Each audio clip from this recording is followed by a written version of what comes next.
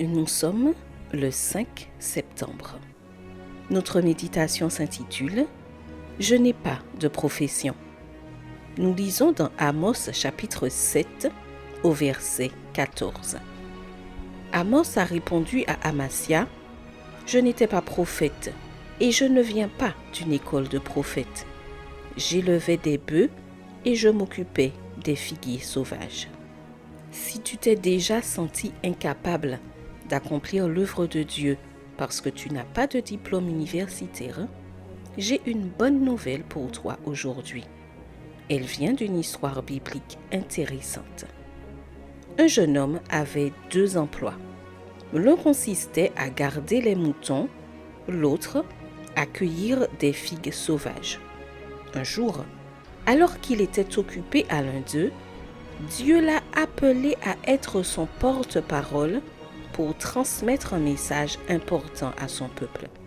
C'est ainsi qu'Amos est devenu prophète du Seigneur.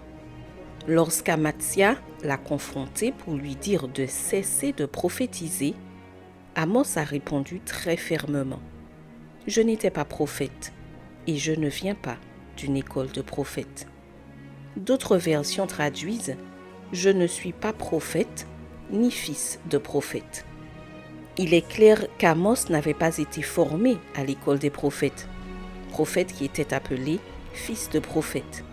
Mais il a continué à exercer ses métiers tout en prophétisant humblement lorsque Dieu le lui ordonnait.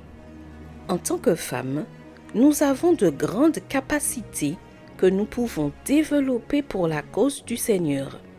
Mais elles sont souvent éclipsées par cette pensée pitoyable « Je n'ai pas de formation académique ou de carrière. Comment le Seigneur va-t-il m'utiliser ?» La vie d'Amos nous apprend 2 choses, l'humilité et l'engagement. L'humilité consiste à remplir la fonction qui t'a été confiée sans vanité ni prétention, sachant que les dons ne viennent que de Dieu. Amos n'a pas cessé de garder les troupeaux ou de cueillir des figues simplement parce qu'il travaillait pour Dieu. C'est une erreur de penser que notre position fait notre renommée. Aux yeux de Dieu, nous sommes tous égaux.